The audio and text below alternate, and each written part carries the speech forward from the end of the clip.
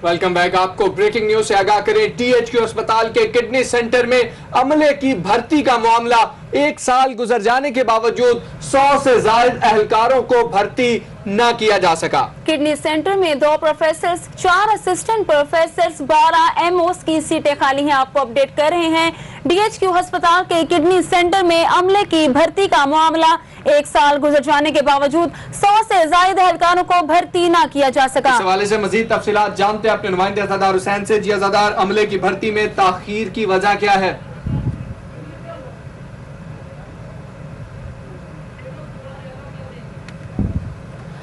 आपको अपडेट कर रहे हैं। डीएचक्यू अस्पताल के किडनी सेंटर में अमले की भर्ती का मामला। 1 साल गुजर जाने के बावजूद 100 से ज्यादा एहलकारों को भर्ती न किया जा सका। किडनी सेंटर में 2 प्रोफेसर, 4 असिस्टेंट प्रोफेसर, 12 एमओस की सीटें खाली हैं। मजीद तफसीलात जानते हैं अपने नुमाइंदे अज़ादार हुसैन से। जी अज़ादार, बताइएगा कि अमले की भर्ती में ताखीर की क्या वजह है और अभी तक जो है भर्ती क्यों नहीं किया जा सका? क्या वजूहात हैं कि अभी तक सेंटर में अमला कम है? हाँ जी बिल्कुल, हुकूमत पाकिस्तान की जानिब से फैसलाबाद का जो सबसे बड़ा दूसरा बड़ा सरकारी अस्पताल है वो डीएचक्यू अस्पताल है। और यहाँ पर कि तारिक वार्ड के नाम से एक वार्ड बनाया गया था जहाँ पर डायलिसिस मशीनें लगाई गई थी जिनकी तादाद 10 थी। और यहाँ पर ना सिर्फ डिस्ट्रिक्ट फैसलाबाद बल्कि जो रीजन भर के जो मरीज थे वो डायलिसिस करवाने के लिए डीएचक्यू अस्पताल आते थे और इसके अलावा यहाँ अस्पताल का रुख करते थे। मगर यहाँ पर रश को ज़्यादा देखते हुए हुकूमत पंजाब की जानिब से यहाँ पर एक किडनी सेंटर बनाने का एक मुआहदा किया गया था जो कि मुखैर हजरात के तावन से बना था। और यहाँ पर 31 जो डायलिसिस मशीनें थी वो भी फराम की गई थी।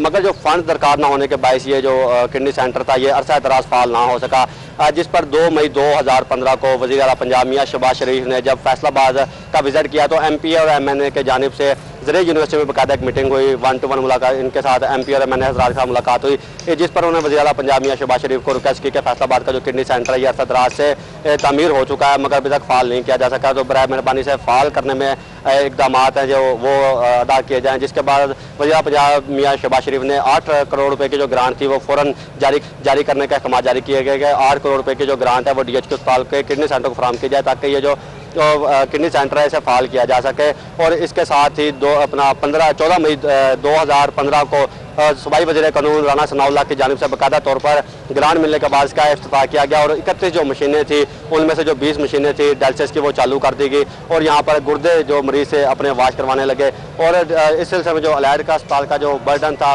वो भी कम हो गया। और जब यहाँ पर ये किडनी सेंटर जब ये फाल हो गया तो मरीज जो ज़्यादा से ज़्यादा यहाँ पर आने शुरू हो गए क्योंकि ये जो डायलिसिस मशीनें थी ये नई थी, तो इस वाले से यहाँ पर बहुत ज़्यादा रश देखने में नज़र आ रहा है। मगर 14 मई 2015 को डीएचक्यू अस्पताल की इंतजामिया की जानिब से अमले की दरख्वास्त की गई थी कि यहाँ पर अमला बहुत ज़्यादा कम है, तो अमला भी हमें फराम किया जाए। डायलिसिस मशीनें फराम कर दी गई हैं, बिल्डिंग तमीर हो गई है, बेड्स जो बेड हैं वो लगा दिए गए, मगर हमारे पास अमला नहीं है, तो इसे किस तरह फाल किया जाए, उसे किस तरह चालू किया जाए, जिस पर जो सूबाई वज़ीर कानून राना सनाउल्लाह के साथ एक बाकायदा मुशावरत के बाद डीएचक्यू अस्पताल की इंतजामिया ने जो दिगर वार्ड से उनमें से 1-2 अमला उठाकर जो किडनी सेंटर था उसमें मुंतकिल कर दिया ताकि इस जो वार्ड को है इसे फ़िलहाल तौर पर जो है फाल किया जा सके।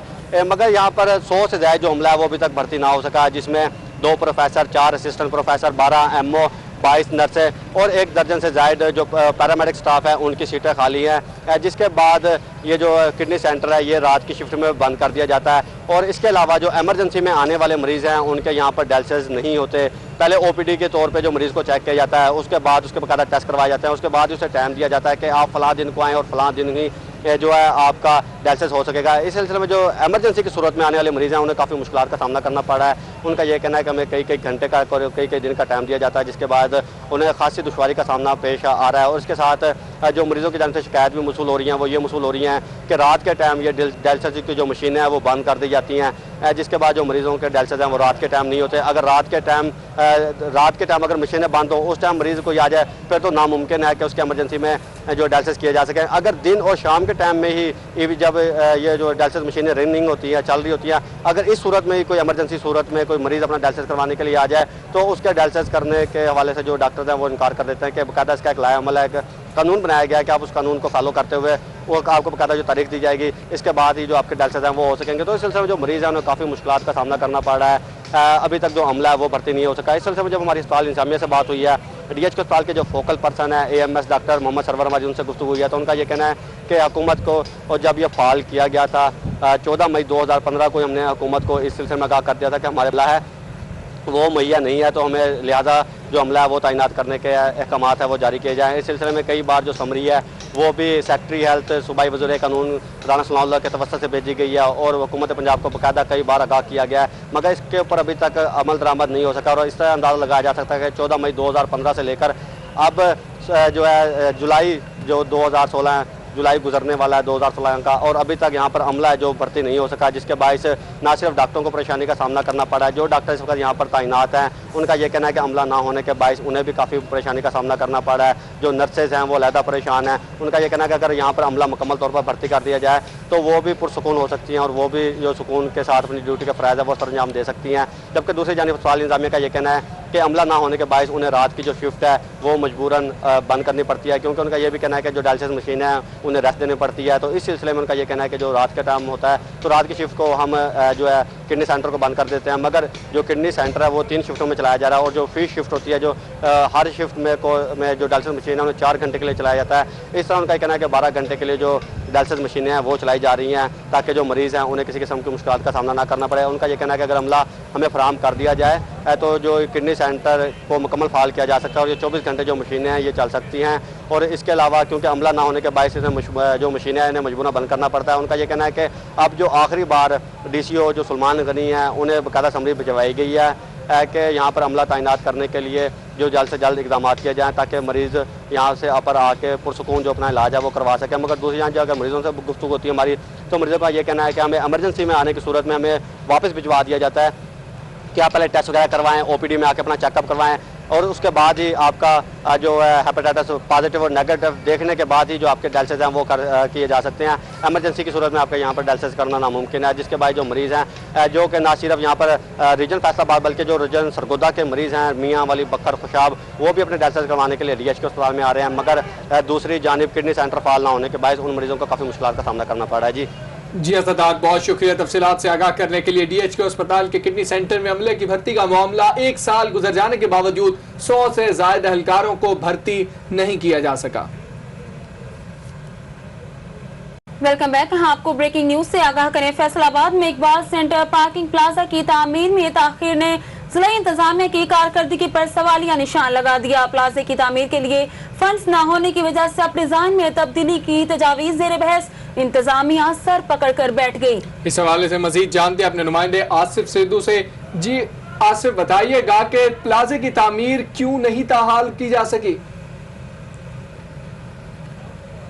फैसलाबाद में पार्किंग का मसला अहम मसाइल में से एक है, जिसके खात्मे के लिए फैसलाबाद जिला इंतजामिया की जानिब से साल 2015 में चनियोट बाजार के बाहर इकबाल सेंटर पार्किंग प्लाजा की तामीर का आगाज़ किया गया था और इसके लिए इब्तदाई तौर पर 4 करोड़ के फंड्स का इजरा किया गया था और ये प्लान था कि इससे इसकी बुनियादें एक दफ़ा शुरू की जाएं और इब्तदाई काम शुरू किया जाए और उसके बाद इसकी नीलामी के ज़रिए इसका सारा रेवेन्यू जनरेट किया जाएगा और उस रेवेन्यू की मदद से पार्किंग प्लाजा की तामीर मुकम्मल होगी। इसकी बुनियादें स्टार्ट कर दी गई, लेकिन उसके बाद 2 दफ़ा पार्किंग प्लाजा की नीलामी करवाई गई जो कि नाकाम हो गई। शहरियों की जानिब से नीलामी में हिस्सा ही ना लिया गया क्योंकि जो दुकानें पार्किंग प्लाजे में शामिल की गई उनकी कीमतें बहुत ज़्यादा थी, जो कि 1 अरब तक पहुंच गई थी कीमतें। ज़्यादातर दुकानों का जो रेट था वो 80 करोड़ 85 करोड़ था, जिसकी वजह से नीलामी में हिस्सा लेने वालों ने बोली ना दी और नीलामी का अमल नाकाम हो गया। अब 1 साल का अरसा गुजर गया है। इस दफ़ा फैसलाबाद जिला इंतजामिया ने जो बजट साल 2016-17 तैयार किया है उसमें भी पार्किंग प्लाजे के लिए कोई फंड्स नहीं रखे गए, जिसकी वजह से इसकी तमीर नामुमकिन होती दिखाई दे रही है। अब जिला इंतजामिया के जो अफसरान हैं वो रोज़ाना की बुनियाद पर इसकी तमीर को मुकम्मल करने के हवाले से मीटिंग्स करते हैं और ये प्लान भी जो है वो शुरू किया गया कि इस प्लाजे के में जो दुकानें बनाई जाएंगी उसके लिए जो मल्टी नेशनल कंपनी हैं उनको दावत दी जाए और उनको बोली में शामिल करके रेवेन्यू जनरेट किया जाए। जबकि पार्किंग प्लाजे में जो 172 दुकानें बनाई गई हैं उनका साइज़ छोटा होने की वजह से मल्टीनेशनल कंपनियां जो हैं वो हिस्सा नहीं ले रही नीलामी में, जिसकी वजह से अब ज़िले इंतज़ामिया के जो अफसरान हैं वो ये तजवीज़ उनमें ज़ेर बहस है कि अब 1 साल गुजरने के बाद इसका डिज़ाइन ही चेंज कर दिया जाए, छोटी दुकानों को पार्किंग प्लाजे से निकाल दिया जाए और बड़े जो हॉल्स हैं वो बनाए जाएँ। पार्किंग प्लाजा जो है ये 3 स्टोरीज होगा, ग्राउंड फ्लोर इसका होगा, बेसमेंट होगी और फर्स्ट फ्लोर, जबकि अभी तक बुनियादें खोदी हुई हैं। 1 साल का अरसा गुजर गया है और इसकी तामीर का काम शुरू नहीं हो सका, जिसकी वजह से फैसलाबाद के जो शहर हैं वो तजावजात से अटे पड़े हैं। जिस शहरी का जहां दिल करता है गाड़ी खड़ी करने पर वो मजबूर हो चुका है, क्योंकि पार्किंग का कोई बाकायदा इंतजाम नहीं है। ये पहला पार्किंग प्लाजा था, इसके बाद 2 मजीद प्लाजे बनाने थे, लेकिन अभी पहला ही मुकम्मल नहीं हुआ। अफसरान रोजाना सर जोड़कर बैठते हैं, उसके बाद सर पकड़ कर बैठ जाते हैं कि ये किसने तजवीज़ दी थी पार्किंग प्लाजा बनाने की, और जब फंड्स नहीं थे तो शुरू क्यों किया गया था। मेरे अकब में देखा जा सकता है खुदाई की हुई है, सारे पार्किंग प्लाजे की बुनियादें जो हैं वो पानी से भर चुकी हैं और ये मुकम्मल होता दिखाई नहीं दे रहा। 1 साल का अरसा गुजर गया है, जबकि यहाँ पर जहाँ काम था उसी जगह पर ही ठप होकर रह गया है, क्योंकि ज़िले इंतज़ामिया के पास इसके लिए कोई फंड्स मौजूद नहीं और ना ही 2016-17 का जो माली बजट है उसमें रखा गया। दूसरी जानब अगर कैमरामैन दिखा सकें तो इसकी जो बुनियादें हैं वो इतनी कमज़ोर होती जा रही है कि बारिश का पानी जो है उसने इसकी बुनियादों को तोड़ के रख दिया है। सारी मट्टी बुनियादों से डलवान की शक्ल इख्तियार कर चुकी है और डलवान नंगी होने की वजह से, इसकी बुनियादें नंगी होने की वजह से इसका जो तमीराती काम है उसका भी पोल खुल गया है कि इसके दरमियान जो सरिया लगाया गया है उसको सीमेंटेड नहीं किया गया, जबकि उसके गिर्द प्लास्टिक का खोल चढ़ाया हुआ है, उसको सीमेंटेड नहीं किया गया। यकीनन सीमेंटेड नहीं किया गया सरिये को, और सपोर्ट जो सरिये की थी वो मजबूत ना थी, इस वजह से सारी बुनियादें जो हैं वो कमज़ोर हो गई हैं, मट्टी अंदर दनस चुकी है और डलवान की शक्ल इख्तियार कर चुकी है। और एक इशू यहाँ पर यह भी बन रहा है कि फैसलाबाद ज़िले इंतज़ामिया की जो डेंगू की टीमें हैं वो घरों में दाखिल होकर किसी बाल्टी में पानी हो तो FIR दर्ज कर देती हैं, लेकिन यहाँ पर पानी का तालाब बना हुआ है, यहाँ पर भी डेंगू की परवरिश हो सकती है। लेकिन जो शहरियों की जो ये राय है कि ज़िले इंतज़ामिया के अफसरान आम शहरियों के हवाले से कवानीन इम्प्लीमेंट करवाते हैं, खुद पर नहीं करते, तो ये हौज़ बना हुआ है यहाँ पर पानी का, इसमें भी डेंगू की पैदाइश हो सकती है। लेकिन जो असल मसला है फैसलाबाद ज़िले इंतज़ामिया की जानिब से पार्किंग प्लाजा मुकम्मल होता दिखाई नहीं दे रहा, गले की हड्डी बन गया है ज़िले इंतज़ामिया की, सवालिया निशान खड़ा हो गया है। 1 साल का अरसा गुजर गया, तब यहाँ पर DCO नूरुल अमीन मेंगल थे जिनके दौर में ये शुरू हुआ था, अब DCO सुलेमान गनी हैं जो रोज़ाना अफसरान से यही पूछते हैं कि आपको मशवरा किसने दिया था, इसके लिए तो फंड्स ही नहीं है, आप इसका डिज़ाइन चेंज करवाएं। अगर इस पार्किंग प्लाजे का डिज़ाइन चेंज करवाना हो तो इसके लिए बाकायदा प्रोसेस है, हाई लेवल डिज़ाइन कमेटी को इसमें शामिल किया जाएगा, पंजाब लेवल पर पंजाब गवर्नमेंट से इसकी परमिशन ली जाएगी, प्लानिंग एंड डेवलपमेंट डिपार्टमेंट से इसकी परमिशन ली जाएगी और फिर डिज़ाइन चेंज होगा। अगर इस प्रोसेस में पड़ गए ज़िले इंतज़ामिया तो 1 साल का अरसा बिल्कुल इसी तरह ही गुजर जाएगा और उसके बाद 6 माह का जो दौरानिया है वो इंतज़ार किया जाएगा कि इसके फंड्स जारी हों और 2 साल तक इसकी तामीर दोबारा नए सिरे से शुरू होने के इम्कान अभी तक दिखाई दे रहे हैं, जिसकी वजह से फैसलाबाद शहर का हुस्न तो पहले ही खत्म हो चुका है। घंटाघर के गिर्द 8 बाजार जो हैं वो तजावजात से अटे पड़े हैं, दुकानों के बाहर दुकानदारों की गाड़ियां होती हैं, लेकिन जो फैसलाबाद की 80 लाख आबादी यहाँ पर शॉपिंग के लिए आती है, रोजाना बड़ी तादाद में शहरी आए तो उनको पार्क करने के लिए गाड़ियों को के लिए जगह ही नहीं दस्तयाब होती। वो 1 किलोमीटर के फासले पर 2 किलोमीटर के फासले पर या फिर शहर से बाहर गाड़ी खड़ी करके रिक्शे के ऊपर बैठकर मार्केट में आने पर मजबूर हो चुके हैं, जिसको ओवरकम करने के लिए ये प्लाजा शुरू किया गया था, लेकिन अब बनता दिखाई नहीं दे रहा। जी आसिफ, ये तो एक प्लाजा साल 2016-17 बजट में जिला इंतजामिया की जानिब से तरक्याती फंड्स तनख्वाहों पर लगाए जाएंगे, तो जिला इंतजामिया इस साल अपने मुलाजमीन को खुश करेगी या शहरियों को?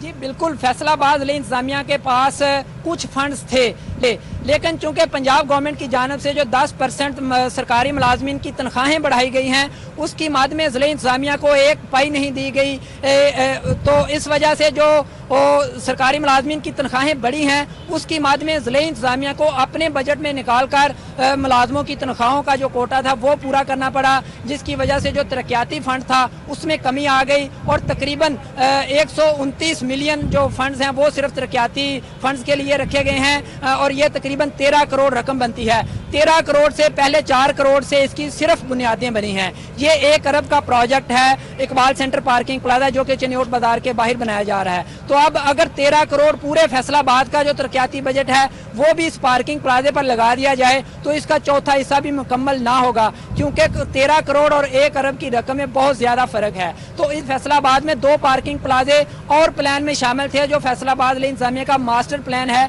2035 तक। तो अभी एक प्लाजा ही मुकम्मल नहीं हो रहा, दीगर 2 प्लाजे कब मुकम्मल होंगे, कौन सी नस्ल वो आकर उनको देखेगी, अभी तो कुछ जो है दिखाई नहीं दे रहा। अलादीन चिराग का इंसान या कोई मसीहा ही होगा जो आकर बना देगा। जी आसिफ सिद्धू, बहुत शुक्रिया तफसीलात से आगाह करने के लिए। 1 साल गुजर गया मगर इकबाल सेंटर पार्किंग प्लाजा की तामीर नामुकम्मल है। प्लाजे की तामीर के लिए फंड्स ना होने की वजह से अब डिजाइन में तब्दीली की तजावीज जेर बहस है। इंतजामिया सर पकड़ कर बैठ गई। और अब शामिल करते हैं न्यूज अपडेट्स।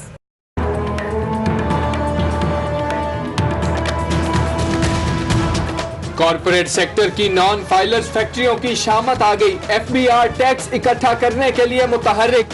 2329 फैक्ट्रियों की लिस्टें तैयार, नोटिस जारी करके 3 साल के गोशवारे तलब कर लिए। फैसलाबाद में सरबामोहर 42 फैक्ट्री और दुकानों के केसेस की समाप्त। डीसीओ सलमान गनी ने मुलजिमों का मौक़िफ़ सुना।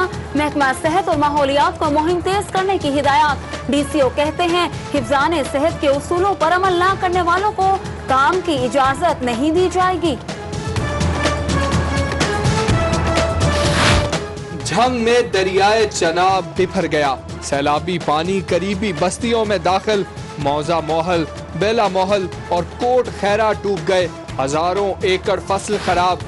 चिन्योट में सैलाबी सूरत हाल से निपटने के लिए जिलाई इंतजामिया हो गई अलर्ट। 9 फ्लड रिलीफ और 1 फ्लड कंट्रोल रूम कायम। मुतालिका इदारों को वार्निंग जारी। डीसीओ अयूब खान कहते हैं लोगों को महफूज रखने के लिए इंतजामात मुकम्मल कर लिए।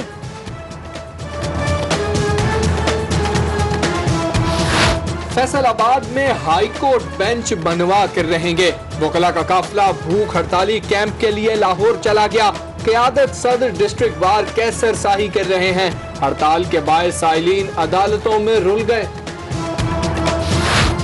सेशन कोर्ट में माँ और बेटी आमने सामने। बेटी को एहसान अली ने अगवा किया। वालिदा का इल्जाम बालिग हूँ, पसंद की शादी कर ली है। राबिया का बयान। एडिशनल सेशन जज इफ्तिखार ने लड़की को शोहर के साथ जाने की इजाजत दे दी। 2 ग्रुपों में सुलह करवाना आर्मी कबड्डी टीम के कोच को महंगा पड़ गया। टांगों में 4 गोलियां लगने से अस्पताल जा पहुंचे। आलमी कबड्डी मुबस्सिर तैयब गिलानी ने अरशाद शाद की अयादत की। फैसलाबाद में मसाइलिस्तान कॉलोनी रुस्तमपा कॉलोनी में सीवरेज का पानी आपे से बाहर। शहरी घरों तक महसूर। ताफून और मच्छरों की अफजाइश से बीमारियां फैलने का खदशा। चनियोट के इलाका मोहल्ला दिलखुशाब में ग्रीन बेल्ट पार्क बनाने का मंसूबा फाइलों की नजर। ठेकेदार और अमला गायब। ग्राउंड में गंदे पानी के डेरे। मच्छरों और ताफून से बीमारियां फैलने लगी। इलाका मकीन कोफ्त में मुब्तला। और सावन की झड़ी ने फैसलाबाद भिगो दिया। शहर में होने वाली बारिश से मौसम खुशगवार। गर्मी का जोर टूटने से शहरियों के चेहरे खिल उठे।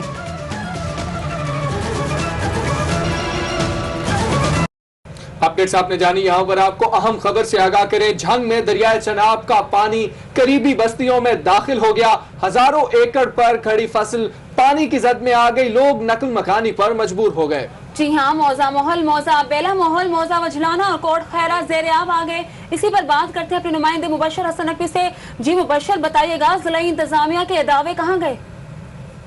जी बिल्कुल, दरियाए चनाब में पानी की मिकदार में मुसलसल इजाफा हो रहा है। तेमू हेडवर्स के मुकाम पर इस वक्त 1,10,000 जो क्यूसिक पानी है उसका बहाव चल रहा है। पानी में मुसलसल इजाफे के साथ साथ जो झंग के जो करीबी इलाके थे जिनमें मौजा कोट खैरा, मौजा मोहल, मौजा बगड़ और मौजा बजलाना के मुतअद्दिद इलाके ऐसे हैं जहाँ के घरों में पानी दाखिल हो चुका है और यहाँ पर रहने वाले लोग अपने घरों में महसूस होकर रह गए। इन इलाकों में पानी की आमद में मुसलसल इजाफा हो रहा है। यहाँ पर जो फसल लगाई गई थी, हजारों एकड़ रकबे में काश्त की गई थी, वो तमाम फसल जो है वो पानी की जद में है। ये घर तमाम पानी की जद में है और यहाँ के रहने वाले अफराद को शदीद मुश्किलात का सामना करना पड़ रहा है। पानी की वजह से जो है ये लोग अपने माल मवेशी और अपने सामान और बच्चों के साथ जो है वो नकल मुकानी करने पर मजबूर हो चुके हैं। कोई भी यहाँ पर इनकी मदद के लिए नहीं आ पाया है। रेस्क्यू 1122 का अमला यहाँ पर नहीं दिखाया जाता है। जलील जामिया का कोई किरदार यहाँ पर नहीं नजर आ रहा है और यही वजह है कि अपनी मदद आपके तहत ये लोग जो है वो महफूज मुकामात की तरफ मुंतकिल होना शुरू किए हैं। इस इलाके में पानी खड़ा हो चुका है जिसकी वजह से यहाँ पर बीमारियां फैलने का खदशा पैदा हो गया है और यहाँ पर कोई टीबी कैंप नहीं लगाया गया, जिस पर भी अहल इलाका खासे परेशान दिखाई दे रहे हैं। उन्होंने वज़ीर पंजाब से मुतालबा किया कि उनके इलाके जहाँ पर सैलाब आया है वहाँ पर रेस्क्यू टीमों को फौरन भिजवाया जाए ताकि उनको वहाँ से रेस्क्यू किया जा सके। इसके साथ साथ जो है जिला हुकूमत झंग ने जो है 3 हफ्ते पहले जो है इस सिलसिले में मीटिंग भी शुरू कर दी थी कि उन्होंने तमाम ऐसे इलाके जहाँ पर सैलाब मुतवक्के है वहाँ पर इंतजाम मुकम्मल कर लिए हैं, लेकिन अभी तक सुबह से ये इलाकों में सैलाब का पानी दाखिल हो चुका है। कोई भी यहाँ पर सरकारी अफसर यहाँ पर मौजूद नहीं है। कमिश्नर फैसलाबाद जो है मोमिन आगा वो झंग पहुंचे हुए हैं, आरपी फैसलाबाद झंग में है, डीसीओ झंग में है। तमाम अफराद जो है वो झंग में मीटिंग्स कर रहे हैं, लेकिन उनमें से कोई भी एक जो है वो सैलाब से मुतासर इलाके में नहीं पहुंचा है और यहाँ पर रहने वाले लोग जो है वो खासे मुश्किल हालात का सामना करना पड़ रहा है। उन्होंने मुतालबा किया है कि उनकी मदद की जाए, जबकि यहाँ पर रेस्क्यू 1122 की टीम है उनको फौरी भिजवाया जाए। जी मुबशिर बताइएगा, करीबन कितने खानदान हैं जो नकल मकानी पर मजबूर हैं? जी बिल्कुल, ये 4 से 5 देहात हैं जिसमें सैकड़ों घर ऐसे हैं जो इस पानी में डूब चुके हैं। तमाम मुतअद्दिद अफराद हैं, सैकड़ों ही अफराद जो इन घरों में रहने वाले लोग थे वो तमाम महसूस होकर रह गए इन घरों में। सैकड़ों घर हैं जो इस पानी की जद में हैं और यहाँ पर इसके साथ साथ जो इनकी जो माल मवेशी थे वो भी इस पानी के अंदर फंस चुके हैं। यहाँ से निकलने के लिए अब उनके पास कोई रास्ता नहीं है। ट्रैक्टर ट्राली और गदा गाड़ी की मदद से ऐसे अफराद जो कम थोड़ी सी ऊंचाई पर वाक़ थे वो तो निकल पा रहे हैं, जो नशेबी इलाकों में थे उनका निकलना वहाँ से जो है वो मुहाल हो गया, अपने घरों में मसूर हो गए। और इस सिलसिले में उन्होंने मुतअद्दिद बार जो है वो रेस्क्यू 1122 का जो नंबर है उस पर भी कॉल की है, लेकिन कोई भी उनकी मदद को नहीं पहुंच पाया है। जी मुबशिर बताइएगा कि क्या जिला इंतजामिया की जानिब से, जिस तरीके से आपने बताया कि 3 हफ्ते पहले मीटिंग्स की गई थी, कोई इलाका मुख्तस किया गया था कि सैलाब मुतासरीन को वहां भेजा जाएगा, नकल मकानी करके वो वहां पर जाएंगे? जी बिल्कुल, डीसीओ गाजी मानुल्लाह खान की तरफ से जो है वो मुसलसल जो है वो मीटिंग की जा रही थी। ऐसे तमाम इलाके जहां हर साल सैलाब आता है और वहां पर अफराद जो है मुतासर होते हैं उनके लिए उन्होंने अहकाम जारी किए थे कि वहां पर सैलाब की आमद से कमर जो है मसाजिद में ऐलान करवाए जाए, तमाम जो है अपनी सहूलियात फराहम कर दी जाए, कैंप लगा दिए जाए, जिस पर तमाम ने उनको अच्छा है सब अच्छा की रिपोर्ट दे दी है। लेकिन आज ये सैलाब के अभी सैलाब का आगाज ही हुआ है और इस आगाज के साथ ही जो है जिला हुकूमत की जो कारकर्दगी है उसका मुंह जो पोल खुलकर वो सामने आ चुका है। लेकिन इन अफराद के लिए कोई भी मुनासिब जगह या कोई महफूज जगह का इंतजाम नहीं किया गया है। ये अफराद जो यहाँ पे मुंतकिल हो रहे हैं ये कुछ ऊंचाई पर जाकर अपनी मदद आपके तहत ही वहाँ पर इन्होंने डेरे लगा लिए हैं। इनके पास ऐसी कोई जगह नहीं है जहाँ पर ये मुंतकिल हो सके या इनको यहाँ पर कोई सहूलियत फराहम की जा सके। जी मुबशिर यहाँ पर ये भी बताइएगा, जिस तरह आपने कहा कि कमिश्नर मोमिन आगा भी झंग में मौजूद है, अहम मीटिंग्स भी जारी है, लेकिन इन बस्तियों की मदद करने कोई नहीं आया, तो क्या ये आला इंतजामिया जो है वीकेंड प्लान कर रहे हैं? अभी सुबह से वो तमाम जो आला अफसरान है वो झंग में मौजूद है। उन्होंने मुख्तलिफ इलाकों का दौरा भी किया, जैसे कमिश्नर फैसलाबाद जो है अभी जो है वो त्रिमू हेडवर्क्स के मुकाम पर जो है वो दौरा करने जा रहे हैं, जहाँ पर वो त्रिमू हेडवर्क्स का जायजा भी लेंगे। लेकिन उनके रास्ते में ही ये जगह थी जहाँ पर ये सैलाब आया हुआ है, लेकिन वहाँ पर उन्हें शायद किसी ने बताया ही नहीं है कि उस इलाके में सैलाब आया हुआ है। अगर उनको पता होता तो शायद वो इस इलाके का दौरा लाजमी करते। तो इससे तो साफ जाहिर होता है कि मीडिया को तो इस बात का इल्म हो चुका है कि सैलाब आ गया है, लेकिन सरकारी अफसरान इस बात से अभी तक बाखबर है। तो मुबशिर ये बताइएगा कि अब तक रेस्क्यू की जानिब से कोई कार्रवाई क्यों नहीं की गई है? जी बिल्कुल, रेस्क्यू के जो झंग के डिस्ट्रिक्ट इंचार्ज हैं तारिक सईद, हमारी उनसे बात हुई है। वो भी आज सुबह से जो झंग में मीटिंग जारी है वो भी उसी मीटिंग में मौजूद है और उनका ये कहना है कि उनके इल्म में नहीं है कि किस किस इलाके में सैलाब आया है, ताहम वो इस बारे में पता करवा रहे हैं। जैसे ही उनके इल्म में ये बात आएगी कि झंग के कौन से इलाके हैं जहाँ पर सैलाब आया है, वहाँ पर फौरी तौर पर अपनी रेस्क्यू 1122 की टीमें जो है वो जारी कर दी जाएंगी। रेस्क्यू 1122 के इल्म में भी ये बात नहीं कि सैलाब नहीं आया, तो ये भी रेस्क्यू 1122 की जो इंतजामिया की कारकर्दगी पर सवालिया निशान दिखाई दे रहा है। जी मुबशिर हसन नकवी, बहुत शुक्रिया तफसीलात से आगाह करने के लिए। झंग में दरिया चेनाब का पानी करीबी बस्तियों में दाखिल हो गया, हजारों एकड़ खड़ी फसल पानी की जद में आ गई, लोग नकल मकानी करने पर मजबूर हो गए हैं। यहाँ पर आपको एक और अहम खबर से आगाह करें, फैसलाबाद थाना डचकोट के इलाके में मुकदमे की रंजिश पर बाअसर अफराद ने घर में घुसकर 10 साला बच्ची पर तशद्दुद किया। तशद्दुद से लड़की के सर पर चोटें आई हैं। जी हाँ, आपको अफसोसनाक खबर से आगाह करें, फैसलाबाद थाना डचकोट के इलाके में मुकदमे की रंजिश पर बाअसर अफराद ने घर में घुसकर 10 साला बच्ची पर तशद्दुद किया। तशद्दुद से लड़की के सर पर चोटें आई हैं। मजीद तफसीलात जानते हैं अपने नुमाइंदे मोहम्मद काशिफ से। जी मोहम्मद काशिफ, बताइएगा ये क्या माजरा है? जी बिल्कुल, ये डिस्कोट 288 रेलवे के रहायशी है, इन पर इसके जो वालिद नाज़िर है अपने जो हमसाए हैं उन पर मुकदमा दर्ज करवाया था चोरी का चंद माह कबल। तो उसी रंजिश पर आज जो है अरशद ने और उसके साथियों ने, जो मकबूल है शहबाज है, अरशद और उसकी बीवी जो मूना है, उन्होंने जो तशद्दुद का निशाना बनाया है घर में घुसकर, जिससे 10 साल बच्ची है उसके जो शदीद तशद्दुद का निशाना बनाया है, जिससे 10 साल बच्ची जो ज़ैनब है उसके सर पर शदीद जो है चोटें आई हैं। और उनका ये कहना है कि अगर पुलिस जो थाना बिजकोट में बार बार हम चक्कर लगा रहे हैं सुबह से ही, लेकिन पुलिस की जानब से सबसे पहले ये कहा जा रहा था कि रिजल्ट लेकर आए और एक दरखास्त है, लेकिन दरखास्त भी दी जा चुकी है। जो इसके साथ जो MLC जो रिजल्ट है वो भी दिया गया है, लेकिन इसके बावजूद भी पुलिस का यही कहना है कि हम मुकदमा दर्ज नहीं करेंगे। तो जो एक बच्ची है उसके नाज़िर, उसका ये कहना है कि जो बासर अफराद है वहाँ के जहां डिस्कोट के, अरशद, मकबूल और उसकी जो बीवी है मूना, वो बासर अफराद, जिसकी वजह से पुलिस जो है इनको ना तो गिरफ्तार कर रही है ना इनके खिलाफ जो मुकदमा है वो दर्ज कर रही है। तो ये थाना डिस्कोट के इलाका में जो वाक़या पेश आया है कि 3 अफराद ने, खतून समेत 3 अफराद में घर में घुसकर जो है 10 साल बच्ची ज़ैनब को तशद्दुद का निशाना बनाया है, जिससे ज़ैनब के सर पर जो शदीद जो चोटें आई हैं, 4 से 5 जो टांके हैं वो लगे हैं MLC के मुताबिक। जी बहुत शुक्रिया काशिफ, हमें तफसीलात से आगाह करने के लिए। 10 साल बच्ची पर तशद्दुद किया गया है, बासर अफराद की जानिब से उन्होंने घर में घुसकर 10 साल बच्ची पर तशद्दुद किया और तशद्दुद से लड़की के सर पर चोटें आई हैं। Welcome back. आपको एक अफसोसनाक खबर से आगाह करें। फैसलाबाद के जंग रोड पर घर की छत पर सोया मजदूर हाई वोल्टेज तारों से करंट लगने से जाँ बहक हो गया है। इस हवाले से मजीद तफसीलात जानते हैं अपने नुमाइंदे मोहम्मद काशिफ से। जी काशिफ, इस हवाले से आगाह कीजिएगा। जी बिल्कुल, ये अफसोसनाक वाकया जंग रोड 4 दांद्रा के स्टाफ पर पेश आया है कि एक नौजवान जो है छत के ऊपर सो रहा था कि हाई वोल्टेज जो 11,000 kV वोल्ट की तारें हैं उनसे जो छूने से जो मौका पर ही तारक महमूद है वो जहाँ पाक हो गया है। तारक महमूद बकर का रहायशी था और यहाँ पर एक मिठाई की जो शॉप है वहाँ काम करता था, मेहनत मजदूरी करता था और उसी जो शॉप मिठाई की शॉप के ऊपर ही सो रहा था। जैसे ही वो उठा है तो जो मेन हाई वोल्टेज तारें हैं 11,000 वोल्ट की, उनके साथ छूने से मौका पर ही जहाँ बात हो गया है। लेकिन तारों से कई घंटे तक वो तारों के साथ ही चिमटा रहा है, किसी ने उसको उतारने की कोशिश नहीं की, लेकिन रेस्क्यू 112 ने जो रेस्क्यू ने मौका पर पहुंचकर जो तारक महमूद है उसकी लाश को जो है तारों से जो उतारा है। तो ये जंग रोड 4 दांद्रा स्टाफ पर ये वाकया पेश आया है कि मिठाई की दुकान पर काम करने वाला जो मजदूर है तारक महमूद, 24 साल इसकी उम्र है, वो मेन हाई वोल्टेज तारों के साथ छूने से मौका पर ही जाम भाग हो गया है। जी काशिफ, बताइएगा कि फैसलाबाद डिवीजन में ये हाई वोल्टेज तारों की वजह से करंट लगने के वाकयात में मुसलसल इजाफा हो रहा है, तो फेस्को कहाँ है? फेस्को की जानिब से कोई कार्रवाई क्यों नहीं की जा रही, जबकि समरी भी भिजवा दी गई थी तारों की मुंतकली के लिए? बिल्कुल, फैसलाबाद में तो ऐसे लग रहा है जैसे तारों का जाल बिछा दिया गया है। तो जो मेन हाई वोल्टेज तारे हैं 11,000 जो वोल्ट की तारे, उनके नीचे से जो शहरी हैं वो भी राहत पजीर है। हर रोज जो है आए रोज यहाँ पर मुतअद्दिद जो हादसा पेश आते हैं तारों की वजह से, कि तारों के साथ जो करंट लग जाने की वजह से। लेकिन इसके बावजूद भी जो वापदा काम है उनकी जानब से तो यही कहा जाता है कि इन जो तारों को है, मेन तारों को बहुत जल्द जो तब्दील कर दिया जाएगा, रहायशी इलाकों से निकाल दिया जाएगा। लेकिन आए रोज जो इस तरह के जो वाकयात हो रहे हैं, लेकिन अभी तक जो वापदा के काम की जाने से कोई भी इस पर अमली इकदाम नहीं किए गए हैं कि हाई वोल्टेज तारों को जो है इलाके से दूर किया जा सके।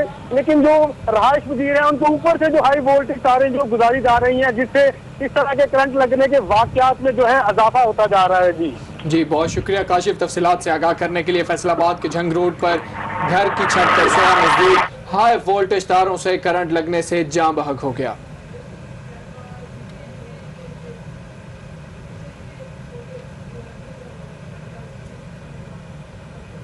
उधर चनियोट के गुंजान आबाद इलाके मोहल्ला दिलखुशाब में ग्रीन बेल्ट पार्क बनाने का मंसूबा ज़ेरे इल्तवा है। मजीद जानते हैं कलीमुल अबलोच से। जी कलीम, तफसीलात से आगाह कीजिए।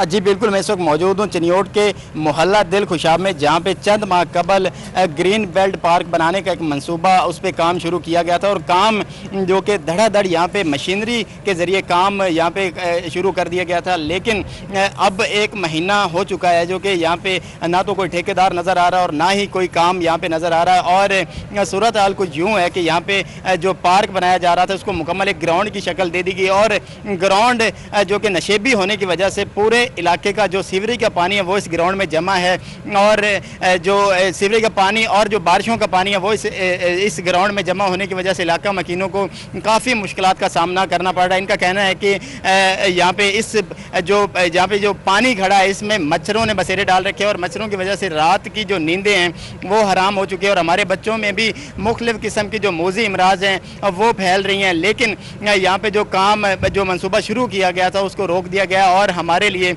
ये मंसूबा जो कि मुश्किलात का बायस बना दिया गया है। तो यहाँ मेरे साथ कुछ इलाका मकीन मौजूद हैं, उनसे भी मज़ीद बात करते हैं, उस बारे में जानते हैं कि ये मंसूबा जो रोक दिया गया इसकी वजह क्या बनी है और आप लोगों को इस मंसूबे के रोक देने की वजह से किन मुश्किलात का सामना है। देखें जी, मुश्किलात तो ऑटोमेटिकली बन जाती हैं कि यहाँ पे गुजरना ही मुश्किल हो गया। देखिए कितना पानी खड़ा हुआ है, सीवरेज का सारा पानी इधर आया हुआ है और यहाँ पे इस इलाके का पानी वैसे भी ख़राब हो गया इस सीवरेज के पानी की वजह से। उन्हें चाहिए कि मेहरबानी करके इस मंसूबे को जल्दी मुकम्मल करें। अभी 1 माह हो गया तकरीबन, कोई ठेकेदार नहीं आया, कोई किसी ने इधर चक्कर भी नहीं लगाया कि इधर कोई रह रहे हैं या नहीं रह रहे हैं। मेहरबानी करें, इधर आकर देखें, इस इलाके का मसला जो मुश्किलात हैं उन्हें हल करें। जी कलीम, बहुत शुक्रिया तफसीलात से आगाह करने के लिए। अब आपको बताएं कि फैसलाबाद में रुस्तम पार्क कॉलोनी मसाइलिस्तान बन गई। जंग रोड पर वाक़ इस कॉलोनी में सीवरेज का इंतजाम न होने से शहरी गंदे पानी में महसूर होकर रह गए हैं। इस हवाले से मजीद जानते हैं वहाँ मौजूद नुमाइंदा रमजान मिर्जा से। जी रमजान, तफसीलात से आगाह कीजिए।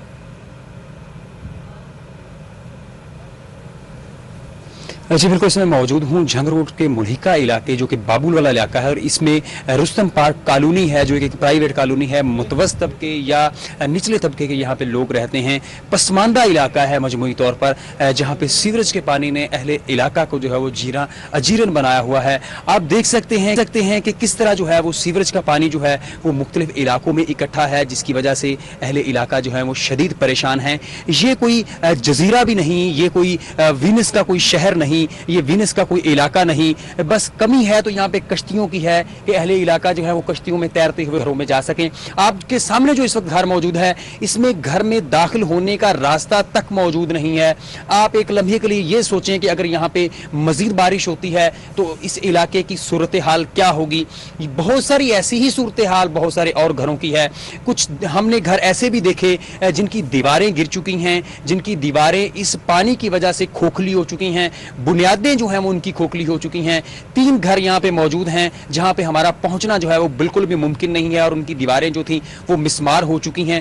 आप मेरी बाईं जानब अगर आप देखें तो यहाँ पे ऐसी सूरत हाल देखी जा सकती है कि घर जो है मुकम्मल तौर पर पानी में गिरे हुए हैं। ये अहले इलाका किस तरह जिंदगी बसर करते हैं, यकीनी तौर पर आप भी वहाँ बैठ के सोच रहे होंगे कि अहले इलाका का यहाँ पे इस इलाके में जीना जो है वो बिल्कुल मुश्किल है। यहाँ पे अगर किसी वक्त एमरजेंसी में निकलना पड़े तो अहले इलाका अपने घर से किस तरह निकलते हैं। स्कूल जाने वाले बच्चे इस पानी में से गुजरकर किस तरह स्कूल जाते होंगे। बुजुर्ग जो हैं वो इस पानी से गुजर तक कर किस तरह घर तक पहुंचते होंगे और घर से वापस किस तरह बाहर निकलते होंगे। खवातीन जो हैं वो इस मुख्तलिफ घरों से किस तरह बाहर निकलती होंगी। जो काम काज के लिए दफ्तरी औकात में या किसी कारोबार के लिए निकलने वाले लोग हैं वो किस तरह इस इलाके से निकलते होंगे। यकीनी तौर पर आप सोच रहे होंगे पूरा का पूरा इलाका जो है वो मसाइलिस्तान बना हुआ है। पूरा का पूरा इलाका जो है वो यकीनी तौर पर इंतजामिया की कारकर्दगी पे एक सवालिया निशान बना हुआ है। मुतलका इदारे कहाँ हैं, मुतलका हुक्मरान जो कहाँ हैं, मुंतखब नुमाइंदे कहाँ हैं, यकीनी तौर पर उनका कोई पता नहीं है। ये सूरत हाल है इस इलाके की। रुस्तम पार्क है ये, इसकी तकरीबन 25 गलियां हैं जिनमें चंद एक में सीवरेज का इंतजाम मौजूद है लेकिन वो भी बिल्कुल नाकस है। और जो पूरा इलाका है जहाँ पे सीवरेज का इंतजाम बिल्कुल भी सिरे से मौजूद नहीं, वो भी आपने यहाँ पे देखा। यहाँ पे यकीनी तौर पर जो शहरी हैं वो जिंदगी बसर कर रहे हैं। ये CC 128 का इलाका है, सिटी काउंसिल है ये, जहाँ पे मुंतखब नुमाइंदे जो हैं उनका ताल्लुक भी इस हुकूमत से है। ये ऐसी बात नहीं है कि ये किस इलाके को पसमानदा रखा जा रहा है, बल्कि लीगी रहनुमा यहाँ से वोट लेके जाते हैं और यहाँ पे जो है उनका मुंतखब नुमाइंदे हैं। यहाँ पे एक बड़ा वोट बैंक उनका मौजूद है, लेकिन आप मजमूई तौर पर सूरत हाल यहाँ पे देख सकते हैं। हमने यहाँ पे कुछ ऐसे घर भी देखे जिनके अंदर जो है वो पानी दाखिल हो चुका है। बहुत सारे जो इलाका मकी हैं वो अपने घर छोड़कर दूसरे घरों में पनाह लेने पर मजबूर हैं, क्योंकि सीवरेज के पानी को रोका नहीं जा सकता। सूरत हाल जो है वो इंतहाई गंभीर है, जिसकी वजह से अहले इलाका जो हैं वो परेशान हैं। इनका ये कहना है कि हुक्मरान अगर इस हवाले से कुछ करने से कासर हैं तो कम अज कम वोट लेने के वक्त इस बात की यकीन दहानी ना करवाई जाए कि यहाँ पे इलाके के मसाइल जो हैं वो कम कर दिए जाएंगे। वासा हुकाम ने भी अभी थोड़ी देर पहले खबर चलने के बाद विजिट किया। उनका ये कहना है कि हम जल्द इस हवाले से कुछ ना कुछ कार्रवाई करेंगे ताकि इस इलाके को रिलीफ दिया जा सके। जी रमजान, बहुत शुक्रिया तफसीलात से आगाह करने के लिए। फैसलाबाद में रुस्तम पार्क कॉलोनी मसाइलिस्तान बन गई। जंग रोड पर वाक़ इस कॉलोनी में सीवरेज का इंतजाम न होने से शहरी घरों में महसूर होकर रह गए।